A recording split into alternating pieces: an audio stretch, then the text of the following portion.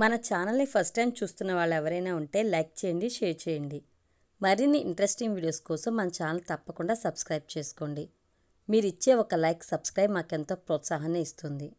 8వ భాగం. రామాపురంలో రాగిణీదేవికి, లావణ్యకు అరుదైన స్వాగత సత్కారాలు లభించాయి. మోహన్ తల్లిదండ్రులు, అక్కాబావలు, అన్నా వదినలు, వారి పిల్లలు చూపిస్తున్న ఆదరణ, ఆప్యాయతలకు ఉక్కిరిబిక్కిరైపోయారు. వారి ఆత్మీయతకు, ఆతిథ్యానికి పొంగిపోయారు. ఆ ఆతిథ్యంలోని రుచులకు, వారి జీవనంలో వ్యక్తమయ్యే అభిరుచులకు ముగ్ధులయ్యారు. అక్కడ పరిసరాలకు, ప్రశాంతతకు పరవశించిపోయారు. తన గ్రహచారమో, చేసుకున్న అపచారమో మరి తన బ్రతుకు క్రమంగా ఎడారిలా మారింది. ప్రస్తుతం తను ఆ ఎడారిలో ఒక భాగమైపోయింది. మానవీయ బంధాలు, అనుబంధాలు, ఆత్మీయతలు లేకుండా పోయాయి. తన కూతురు అదృష్టవంతురాలు. ఆ స్వర్గము ఆమెకు ఇక్కడనే ఉంది. అంతలో చొప్పున ఒక విషయం గుర్తుకొచ్చింది. మరుక్షణమే తన సెల్ను ఆన్ చేసి రింగ్ చేసింది. అవతల నుండి, ఎవరు? నేనండి. మీ పేరు నేనండీనా? పంచులు వద్దు డియర్, మీ భార్యను. కొద్దిగా సిగ్గు ముంచుకు రావడంతో గొంతు వణికింది. ఏ భార్యవు? సారీ, మీరెవరి భార్య అని. ఆపండి, మీకెంతమంది భార్యలున్నారు? నవ్వుతూ అంది. తను నిజంగా నవ్వానని తెలుసుకుని ఆశ్చర్యపోయింది. సారీ మేడం, మీరెవరో తెలియదు. పాపం, మీరు మీ ఆయన ఎవరో ఆయనకు చేయబోతే నా నెంబర్కి కనెక్ట్ అయినట్టుంది. Sorry, wrong number. రాంగ్ కాదు, కరెక్టే. మీరిక సారీలు చెప్పవద్దు. ఆ సారీలన్నీ నేనే మీకు చెప్తున్నా. మీ భార్యగానే చెప్తున్నా. వచ్చే ఆదివారం ఉదయం 11 గంటలకు మన అమ్మాయి నిశ్చితార్థం. ఆశ్చర్యపోకండి. ఈ సంబంధం మీరు కానీ నేను కానీ నిశ్చయించింది కాదు. అమ్మాయి స్వయంగా తనే ఏరుకోరి నిశ్చయించుకున్నది. ఆమె చేసుకున్న 1000 జన్మల పుణ్యఫలం ఈ సంబంధం. మీరు వచ్చి చూస్తే తప్పక అవునంటారు. రండి. ఓ క్షణం ఆగి మీరు విశాఖ వరకు ఫ్లైట్లో వచ్చేయండి. అక్కడి నుండి ట్రైన్లో వస్తారో, ట్యాక్సీలో వస్తారో మీ ఇష్టం. బయలుదేరాక పార్వతీపురం వచ్చే ముందు చెప్పండి. అల్లుడుగారు వచ్చి మిమ్మల్ని రిసీవ్ చేసుకుంటారు. ప్రస్తుతం మేమున్నది రామాపురంలో, అంటే అల్లుడిగారి స్వగ్రామం. డిఎస్పి జాగ్రత్తగా విన్నాడు. నిట్టూర్చాడు. గ్రహించింది రాగిణీదేవి. ప్రభు, గోముగా వినబడిన పిలుపుకు ఉలిక్కిపడ్డాడు డిఎస్పి. నా కోసం కాకపోయినా అమ్మాయి కోసమైనా రా ప్రభు. ఆమె గొంతు బొంగురుపోయింది. డిఎస్పి నిజంగా చలించాడు. ఈనాటి పిలుపది. పెళ్ళైన కొత్తలో ఏకాంత రాత్రుల్లో పడక గదుల్లో పిలిచిన పిలుపది. ఎవరమ్మా మాట్లాడుతున్నది? దగ్గరకు వచ్చిన లావణ్య అడిగింది. రాక గమనించని అమ్మ ఉలిక్కిపడింది. ఎంత మార్పు! మమ్మీ కాదు, అమ్మ. మీ నాన్నగారమ్మా అంది నవ్వుతూ. నాన్నగారా? ఏది, నేను మాట్లాడినా అంది సెల్కే చేయి చాచి. సెల్ని ఇచ్చింది అమ్మ. హాయ్ నాన్న, బాగున్నారా? ఉలిక్కిపడిన డాడీ తేరుకుని బాగున్నానమ్మా. నీవు ఓకేనా? ఓకే నాన్న. మీరు బయలుదేరుతున్నారు కదా? వస్తున్నానమ్మా. మరో గంటలో ఫ్లైట్, బయలుదేరుతున్నా. నిజంగానా నాన్న? నిజమమ్మా, ప్రామిస్. లావణ్య చిన్నపిల్ల ఎగిరి గంతులేసింది. సెల్ని తల్లికిచ్చింది. Thank you dear. వస్తున్నారు. Thank you. సారీరా, మొదటే అడగాల్సింది, మర్చిపోయాను. ఎలా ఉంది నీ ఆరోగ్యం? చిన్నగా కంపించింది ఆ అనురాగ పరామర్శకు. బాగానే ఉన్నాను. నా కారణంగా చాలా హర్ట్ అయ్యావని తెలిసింది. I'm very sorry. నేను ఈ విషయంలో మూర్ఖంగా ప్రవర్తించాను. Very sorry. నవ్వింది రాగిణీదేవి. ఇంకా మన మధ్య సారీలు వద్దు. మీరు నావారు, నా శ్రీవారు. సారీలు చెప్పకండి. మీ ఆరోగ్యం బాగానే ఉంది కదా? బాగానే ఉంది శారీరకంగా. నిట్టూర్చింది. మనల్ని కాలం మళ్ళీ కరుణించిందిలేండి అంది చిన్నగా నవ్వి. తొందరగా రండి, మీకోసం ఎదురు చూస్తూ ఉంటాం. Okay okay. మళ్ళీ ఏమంటున్నారమ్మా? దగ్గరలోనే ఉన్న లావణ్య అడిగింది. ఏం లేదమ్మా. ఇంతవరకు మాట్లాడింది కూతురు గురించట.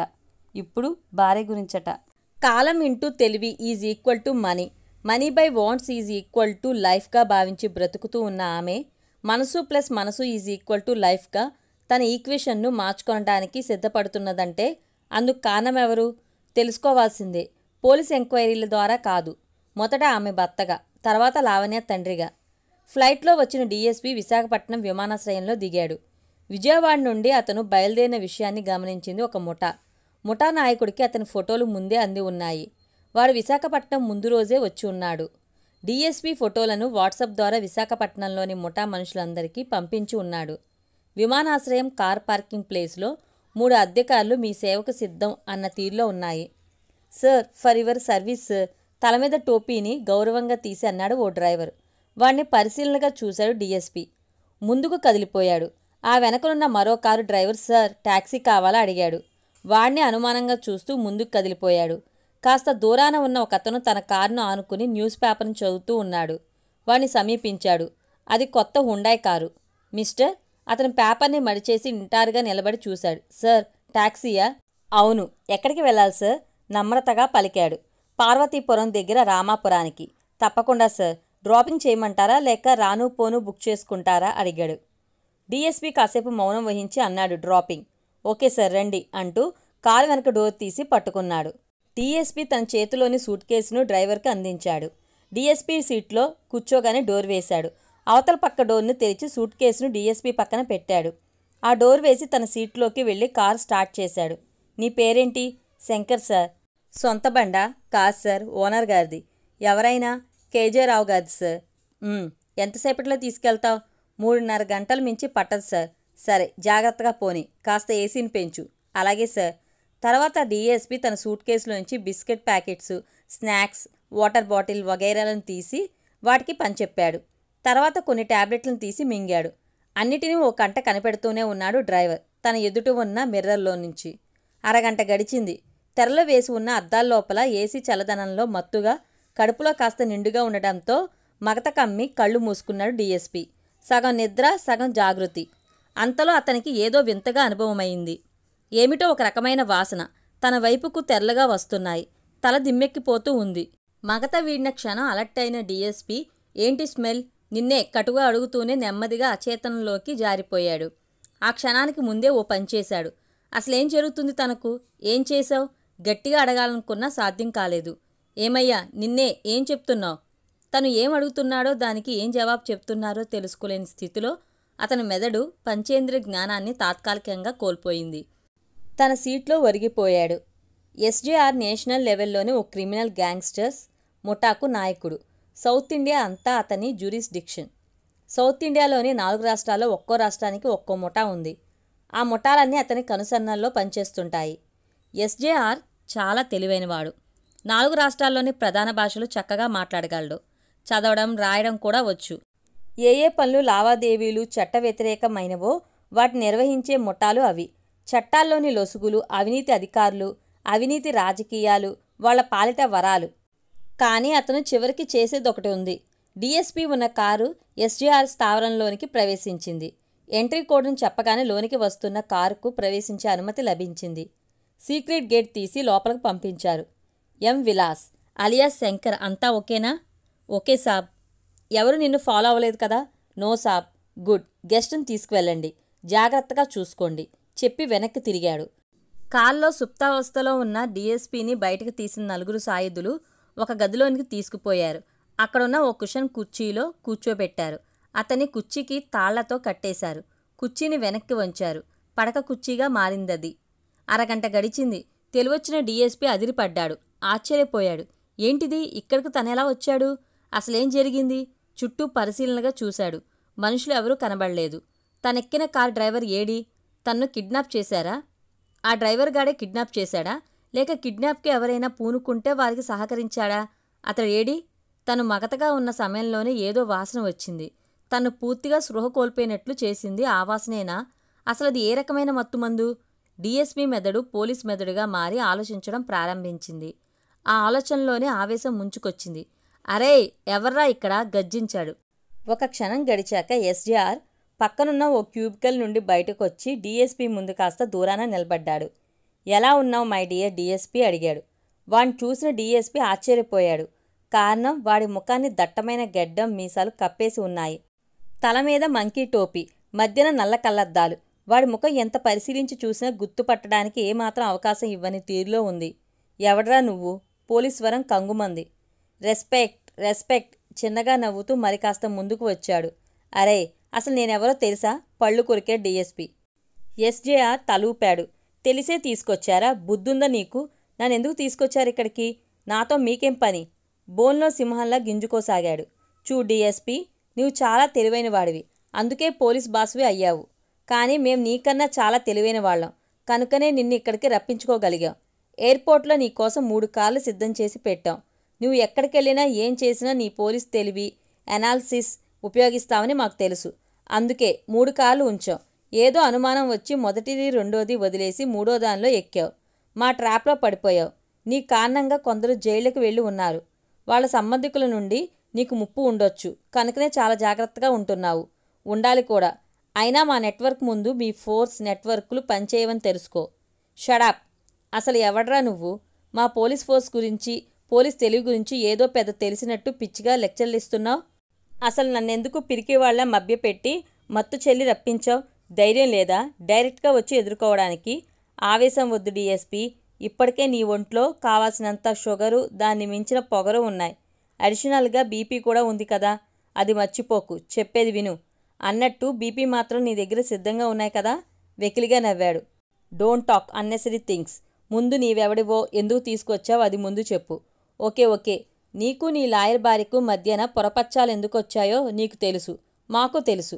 You stupid. ఎందుకు తీసుకొచ్చావో చెప్పరా ముందు. అలాగే శాంతం తెచ్చుకుని విను. రెచ్చిపోకు. ఏంట్రా నువ్వు చెప్పేది, నేను వినేది? వింటేనే అన్నీ అర్థమవుతాయి. గుంటూరు జిల్లాలో మీ మామగారు మొదట నీకిస్తానన్న 10 ఎకరాల డ్రైల్యాండ్ భూమిని నీకివ్వలేదు. నీ భార్య నీకు వ్యతిరేకంగా చెప్పిన కారణంగా మనసు మార్చుకుని ఆ భూమిని కేవలం నీ శ్రీమతి పేరునే రాసేసి చనిపోయాడు. నీవు డీఎస్పీ అయ్యాక కొన్నాళ్లకు నీ ఈగో చాలా పెరిగిపోయింది. ఆ భూమిని తిరిగి నీ పేరున రాయమంటే రాయనని మొండికేసింది నీ భార్య. ఆ తర్వాత ఏవేవో చిన్న కారణాల వలన మీ మధ్య సంబంధాలు చెడిపోయాయి. తర్వాత ఇద్దరూ లీగల్గా కాకుండా మెంటల్గా, ఫిజికల్గా దాదాపు 15 ఏళ్ల నుండి వేర్వేరుగా బ్రతుకుతున్నారు. ఆ రోజుల్లో అంటే మీ పెళ్ళైన కొత్తలో ఎకరం 10,000 కూడా చేయని ఆ బంజరు భూమి ఇప్పుడు రాజధాని పుణ్యమా అని మొత్తంగా 10.5 కోట్లు పైమాటగా ఉంది. అంటే ఆ భూమి స్వంతదారులు కోటీశ్వరుల కిందే లెక్క. అయితే మేము ఆ డబ్బు కోసం ఆశపడటం లేదు. డీఎస్పీ ఆశ్చర్యపోయాడు. మరొక్క విషయం విను. మీ అమ్మాయికి ఓ అమెరికన్ బిజినెస్ వాలాకిచ్చి పెళ్లి చేయాలన్న నీ శ్రీమతి ప్రయత్నము, ఒక పొలిటికల్ కొడుక్కిచ్చి చేయాలన్న నీ ప్రయత్నము బెడిసికొట్టాయి. ఇప్పుడు మీ అమ్మాయి మీ దగ్గరుండి వెళ్ళిపోయింది. ఎందుకో తెలుసు కదా. మీ అమ్మాయి లావణ్య ఏరికోరి ఓ అందగాడిని, మంచివాడిని సెలెక్ట్ చేసుకుంది. 2 రోజుల్లో ఆ కుర్రాడితో నిశ్చితార్థం ఉందని నీ భార్య నీకు ఫోన్ చేసింది. అందుకేగా ఆ రామాపురానికి నీవు బయలుదేరింది. మా పర్సనల్ మ్యాటర్స్తో నీకేం పని? నన్నెందుకు ఇక్కడికి తీసుకొచ్చారో చెప్పకుండా ఏదేదో వాగుతావేం? పళ్ళు కొరికాడు. వ్యంగ్యంగా నవ్వాడు ఎస్జేఆర్. ఆ మాత్రం అర్థం చేసుకోలేవా? నీ పోలీస్ తెలివితో నీ గురించి ఎంత గ్రౌండ్ వర్క్ చేసి ఉన్నామో ముందుగా తెలుసుకుంటావని, తర్వాత మొండికేయకుండా, మొరాయించకుండా మాతో సహకరిస్తావనే చెప్తున్నా. చెప్పనా మరి? సరే, ఏడవరా. అలా అనేటప్పుడు నవ్వుతూ చెప్తే బాగుంటుంది కదా. సరే విను. మొన్నటి వరకు ఆ భూమినే మా పేరున రాయించుకోవాలనుకున్నాం, మా బ్లాక్ మనీ ఇచ్చి. కానీ ఈలోగా పెద్ద నోట్ల రద్దు వచ్చి పడింది కదా. మా వ్యాపార లావాదేవీలన్నీ చతికిల పడుతున్నాయి. నువ్వు బ్లాక్ మార్కెటేరువా, హవలాగాడివా? అవేం కాదు. ఇంకా చాలా డిజిగ్నేషన్స్ ఉన్నాయి. చెప్పింది విను. ఈ డిమానిటైజేషన్ పరిస్థితి వచ్చిన కారణంగా మేము మీలాంటి వాళ్ళని చేజిక్కించుకుని మీ ద్వారా మా పనులు చక్కబెట్టుకోవాల్సిన పరిస్థితి ఏర్పడింది. ఏమిట్రా నీవనేది? డీఎస్పీ కళ్ళు ఎరుపెక్కాయి తీవ్రంగా. అలా చూడకు. నీ బీపీ పెరిగిపోతున్నట్లుగా నీ కళ్ళే చెబుతున్నాయి. కూల్. మొదట ఆ పాత నోట్ల బల్క్ ఎక్స్చేంజిగాళ్లనే ట్రాప్ చేయాలనుకున్నాం. కానీ వాళ్ళు మిమ్మల్ని అప్రోచ్ కావడం కానీ, లేదా మీరే వాళ్ళను పట్టుకోవడం కానీ చేస్తారు. డీఎస్పీకి కోపం తన్నుకు వస్తున్నా నిగ్రహించుకున్నాడు. ఈ ముఠాకు వీడు నాయకుడా, ఏజెంటా? వీళ్ళు ఎత్తుగళ్ళేమిటి తెలుసుకోవాలన్న కుతూహలంతో. మొదటగా నీకు ₹1 కోటి పాత నోట్లు ఇస్తాం. ఆ డబ్బుతో బంగారు గని, జ్యువెలరీస్ వాళ్ల దగ్గరికి వెళ్ళు. బంగారం, వజ్రాల ఆభరణాలు కొనుగోలు చెయ్యి. వాటిలో 80 లక్షల సరుకు మాకు అందచెయ్యి. మిగిలినవి మీ అమ్మాయికి ఇయ్యి. ఏంటి, నీ ₹1 కోటి ఎక్స్చేంజ్ కోసం నన్ను కిడ్నాప్ చేసి ఈ నాటకం ఆడాలనుకుంటున్నారా? ఏం డీఎస్పీ, నీ పోలీస్ బ్రెయిన్ అంతవరకే ఆలోచించిందా? కేవలం ₹1 కోటి అయితే ఎప్పుడో ఎక్స్చేంజ్ చేసుకోగలిగి ఉండేవాళ్ళం. మా దగ్గర ఇంకా 400 కోట్ల రూపాయలున్నాయి. ఈ రాష్ట్రంలో 100 కోట్ల ఎక్స్చేంజ్ పెట్టుకున్నాం. నీకు మేము ఇవ్వబోయే పాత నోట్లను దాని విలువకు తగ్గ రీతిలో ఎక్స్చేంజ్ చేసి మాకు అప్పగించాలి. అది గోల్డ్ బిస్కెట్స్, ఖరీదైన భూములు, కంపెనీ షేర్లు లేదా కొత్త నోట్లు ఏదైనా సరే. ఆ బంగారు గని యజమానికి దేశంలో 50కి పైగా బ్రాంచులున్నాయి. వాడు ఇలాంటి లావాదేవీల్లో బాగా ఆరితేరినవాడు. వాడినే రప్పించుకోవాలనుకున్నాం. కానీ వాడి సెక్యూరిటీ చాలా పటిష్టంగా ఉంది. వాడిని కిడ్నాప్ చేస్తే అంతా రచ్చకెక్కుతుంది. మా పని నెరవేరదు. కనుకనే నిన్ను ఎంచుకున్నాం. అదిగో ఆ చిన్న బ్రీఫ్ కేసులో ₹1 కోటి సిద్ధంగా ఉంచాం. అదిగో ఆ కంటైనర్లో సరిగ్గా 100 కోట్లున్నాయి.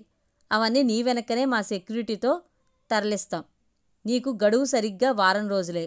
డీఎస్పీ రౌద్రంతో ఊగిపోయాడు. ఏంట్రా మీ ధైర్యం? ఒక పోలీస్ ఆఫీసర్ని కిడ్నాప్ చేయడమే కాకుండా నీ బ్లాక్ మనీని ఎక్స్చేంజ్ కూడా చేయమంటున్నావు. అసలు ఏం చూసుకునిరా నీకీ ధైర్యం? ధైర్యం నీలాంటి వాళ్ళకే తప్ప మాలాంటి వాళ్ళకు ఉండదనుకోవడం నీ భ్రమ. అయినా అడిగావు కనుక చెప్తున్నా. నీ లీగల్లీ అన్సెపరేటెడ్ భార్య ప్లస్ నీ కూతుర్ని చూసుకుని ఈ ధైర్యం. డీఎస్పీ ఒక్కసారిగా ఆందోళనకు గురయ్యాడు. భయంతో కంపించాడు. అవేమీ బయటకు కనబడకుండా జాగ్రత్త పడ్డాడు. అసలు నీ ఉద్దేశం ఏంటి? సూటిగా వాణ్ణి చూడసాగాడు. నీ భార్య కూతుర్ని మా వద్దకు జాగ్రత్తగా రప్పించుకుంటాం. నీ ద్వారా మా పని అయ్యే వరకు వాళ్ళను గౌరవంగా చూసుకుంటాం. పని పూర్తయ్యాక క్షేమంగా నీ వద్దకు చేరుస్తాం. Don't talk trash. అలా ఎక్స్చేంజ్ చేయడం చట్టవిరుద్ధం. అసలు నేను ఆ పని చేస్తానని ఎలా అనుకున్నారు? మీ మైండ్ చెడిందా, చెదలు పట్టిందా? చూడు డీఎస్పీ, అనవసర ప్రసంగాలు కామెంట్లు వద్దు. నీ భార్య కూతురికి దీనిలోనే ఒకే ఒక బుల్లెట్ చాలు. ఇద్దరిని ఒకరి వెనక ఒకరిని ఉంచి పాయింట్ బ్లాంక్లో కానిచ్చేస్తాం. రే! డీఎస్పీ తీవ్ర ఉద్వేగంతో కళ్ళు మూసుకున్నాడు. అతని శ్వాస అంతకంతకు తీవ్రమైపోసాగింది. తాను కంట్రోల్ చేసుకోలేని వాళ్ళ కంపించిపోయాడు. అంతలో ఒకడు వచ్చి డీఎస్పీ ఎదురుగా నిలబడ్డాడు. వాడి చేతిలో మంచినీళ్ళ గ్లాసు ఉంది. మరో చేతిలో మాత్రలు ఉన్నాయి. అంతలా ఆవేశపడకు. నీ ఆరోగ్యం నీకు మీ వాళ్లకే కాదు, మాకు ముఖ్యం. ఆవేశం బీపీ తగ్గడానికి మాత్రలు వేసుకో. ముందు మంచినీళ్ళు తాగు. డీఎస్పీ వాడిని చూశాడు. ఉరితీసే ముందు ఆఖరి కోరిక తీర్చేవాళ్లా కనబడ్డాడు. మాత్రలను అందుకుని మింగి నీళ్లు తాగాడు. ఆవేశం కొంత సర్దుకున్నట్టుగా అనిపించింది. వీడికిక్కడ స్థానబలం ఉంది. తనకిప్పుడు ఆవేశం కన్నా ఆలోచన ముఖ్యం. స్థిమితపడుతూ వచ్చాడు. 5 నిమిషాలు గడిచాయి. ఇక మా ప్లాన్ చెప్తున్నా విను, ప్రారంభించాడు ఎస్జేఆర్. నీ శ్రీమతిని, నీ కూతుర్ను పెళ్లికి ఆభరణాలు కొంటున్నామని చెప్పి విశాఖ రప్పించు. నేరుగా బంగారుగని జ్యువెలర్స్ వద్దకు రమ్మను. మీ వాళ్ల కోసం మేము ఉదయాన్నే ఓ కారు కూడా పంపించాం. ఆ కారు మరో 10 నిమిషాల్లో ఆ రామాపురం చేరుకుంటుందని చెప్పారు. మీ వాళ్లకు సెక్యూరిటీగా మా మనిషిని కూడా పంపించాం. కారును, ఆ మనిషిని నీవే పంపించినట్లు చెప్పు. వాళ్లకు అనుమానం కలగదు. ఆమె నంబర్ నా దగ్గర లేదు. నిజం చెప్పావు. మీ అమ్మాయి నంబరుంది. ఆ నంబరుకు ఫోన్ చేయి. ఇదిగో నీ పాకెట్లోంచి తీసుకున్న సెల్ని అందించాడు ఎస్జేఆర్. లావణ్య కొత్త సెల్ ద్వారా ఫోన్ చేశాక ఆ నెంబర్ను లావణ్య నెంబర్గా ఫీడ్ చేసుకున్న విషయం గుర్తుకు వచ్చింది డీఎస్పీకి. మళ్ళీ చెప్తున్నా, కేవలం మీ వాళ్ళిద్దరే తప్ప తోడుగా ఇంకెవరూ రాకూడదు. మీ వాళ్లతో శాంతంగా మాట్లాడు. ఎంగేజ్మెంట్కి అవసరమైనవన్నీ కొనుక్కుందాం రండి అని చెప్పు. జాగ్రత్త, నువ్వు మా ట్రాప్లో ఉన్నావని ఏమైనా అనుమానం వచ్చేలా కోడ్ భాషలో కానీ మరో రకంగా కానీ చెప్పక. ఆ అనుమానం కానీ వస్తే అక్కడ పోలీసులకో ఇక్కడ పోలీసులకో చెప్తుంది నీ లాయర్ భార్య. అలా జరిగితే మీ కథ అడ్డం తిరగడమే కాదు, మీ వాళ్ళ సేఫ్టీ డేంజర్లో పడిపోతుంది. ఇక నీవెలా డీల్ చేయాలో చెప్తాను విను. నీకిచ్చిన 1 crore సూట్ కేసును బంగారు గని యజమానికి నేరుగా అప్పగించాలి. అతను కేవలం ఒక జ్యువెలర్గానే బయట వాళ్లకు తెలుసు. కానీ అతను హవాలా, బ్లాక్ మనీ, వైట్నింగ్ వంటి చాలా విషయాల్లో ఆరితేరినవాడని మాలాంటి వాళ్లకు తెలుసు. అతడి వ్యాపారాలకు, వ్యవహారాలకు దన్నుగా నిలిచేవాళ్లకు, చేతులు కలిసేవాళ్లకు తెలుసు. కనుక వాడి చుట్టూ చాలా గట్టి సెక్యూరిటీ ఉంటుంది. వాడు నీలాంటి సిన్సియర్ ఆఫీసర్లకు భయపడతాడని నీకు తెలుసు. ఆ విషయం మాకు తెలుసు. కనుకనే హఠాత్తుగా వచ్చే నిన్ను చూసి భయపడకుండా ఉండాలని చెప్పి ముందుగా మా వాళ్లతో ఈ డీల్ వ్యవహారం అంతా అతనికి చేరేలా మ్యాటర్ని కమ్యూనికేట్ చేశాం. రుజువుగా నీ ఐడిని కూడా అతనికి అందచేశాం. డీఎస్పీ గతుక్కుమన్నాడు. ఊపిరిని బిగబట్టాడు. నీవు వచ్చావని తెలిసాక వాడు నిన్ను తన డెన్లోకి ఎంట్రీ ఇస్తాడు. డెన్లోనికి వెళ్ళాక విషయమంతా చెప్పు. ముందుగా 1 crore ఎక్స్చేంజ్ జరిగిపోవాలి. నీవు డెన్లోనికి వెళ్లే ముందు మీ అమ్మాయిని తనకు కావలసిన జ్యువెలరీని సెలెక్ట్ చేసుకుంటూ షోరూంలో ఉండమని చెప్పాలి. గుర్తుంచుకో, డెన్లో 80 లక్షలు విలువైన గోల్డ్ అండ్ డైమండ్స్ ఆర్టికల్స్ నీకు ఒక సేఫ్టీ సూట్ కేసులో అందజేస్తాడు. దాన్ని నీ వెంబడి నీ సెక్యూరిటీ మనిషిగా నటిస్తూ వచ్చిన మా మనిషికి అందజేయాలి. ఆ తర్వాత షోరూంలో సెలెక్ట్ చేసుకున్న ఆ ఆభరణాలు మీ అమ్మాయికి ఇవ్వు. చాలా సంతోషిస్తుంది. ఇక ముఖ్యమైనది 100 కోట్ల ఎక్స్చేంజ్కు ఇచ్చిన వారం రోజుల గడువులోపున ఆ పని జరిగిపోవాలి. ఆ తర్వాతనే నీ శ్రీమతిని నీ వద్దకు క్షేమంగా పంపిస్తాం. అంతవరకు ఆమె మా వద్ద క్షేమంగానే ఉంటుంది. కాదని ఈ వ్యవహారాన్ని మరోలా నడిపి మమ్మల్ని పట్టించాలని చూశావో ముందు ఆమె పరువు, నీ కుటుంబం పరువు పోతాయి. తర్వాత నీ ఉద్యోగం, ఆపై నీ ప్రాణం కూడా పోవచ్చు. హైదరాబాద్లో ఒంటరిగా ఉన్న నీ శ్రీమతి ఎవరితో చాలా క్లోజ్గా మూవ్ అయిందో ఆ ఫోటోలు మా దగ్గర ఉన్నాయి. ఆ ఫోటోలను నువ్వు కూడా కొరియర్లో వచ్చినప్పుడు, మా మనిషి ఆమె ఇంట్లో పొరపాటున పోగొట్టుకున్న పెన్ డ్రైవ్ని ప్లే చేసినప్పుడు చూసుంటావు. You bastard. 1,00,000 చలిచీమలు ఒకేసారి కొడుతున్నట్లుగా డీఎస్పీ చలించిపోయాడు. బ్లాక్మెయిల్ చేస్తున్నావా? అలానే అనుకో. కానీ ఇలా ఎన్నిసార్లు ఆవేశపడిపోతావు? తగ్గు. పని జరిగేలా చూడు. తన్నుకు వస్తున్న ఉద్రేకం, కోపం నుండి రిలీఫ్ పొందేందుకు 4 సార్లు దీర్ఘంగా ఊపిరి పీలుస్తూ వదలసాగాడు. 5 నిమిషాలు మౌనంగా ఉండిపోయాడు. కేవలం మా అమ్మాయినే నా దగ్గరకు పంపిస్తున్నానంటున్నావు. నాతో నా శ్రీమతి రాకపోతే మా అమ్మాయికి అనుమానం రాదా? రాదు. ఎందుకంటే ఆమె చాలా నలతగా, నీరసంగా, వికారంగా ఉందని కారులో వస్తున్నప్పుడే మీ అమ్మాయి నీకు ఫోన్ చేసి చెప్తుంది. ప్రోగ్రాం రేపటికి వాయిదా వేద్దామంటుంది. వాయిదా వేసే ఛాన్స్ లేదని నువ్వు మేనేజ్ చేసి చెప్పాలి. నీ శ్రీమతికి గెస్ట్ హౌస్కి, అదే మన కోసం తీసుకున్న గెస్ట్ హౌస్ అని చెప్పు. అక్కడికి మరో కారులో వెళ్ళమని చెప్పు. ఆ కారును కూడా మేమే అరేంజ్ చేస్తాం. గెస్ట్ హౌస్కి నీ శ్రీమతిని, నీ వద్దకు కూతుర్ని భద్రంగా చేర్చే బాధ్యత మాది. మరొక విషయం గుర్తుంచుకో. మీ శ్రీమతి వెంబడి, మీ వెంబడి ఉండి మిమ్మల్ని ప్రతిక్షణం కనిపెడుతూ మా మనుషులుంటారు. వాళ్ళ దగ్గర రివాల్వర్లు ఉండవు. క్షణాల్లో ప్రాణాలు తీసే సైనైడ్ ఇంజెక్షన్లుంటాయి. నువ్వు చాలా తెలివైన వాడివి కనుక ఎత్తులకు పై ఎత్తులు వేస్తావు. అలా చేసి మమ్మల్ని రెచ్చగొట్టవద్దు. నీవు ఇబ్బందులు పడొద్దు. గుర్తుంచుకో. మా మనుషుల్ని, వారి దగ్గరుండి ఇంజెక్షన్ని. All the best. పూర్తి వీడియో కోసం మన ఛానల్ని తప్పకుండా సబ్స్క్రైబ్ చేసుకోండి. Thank you.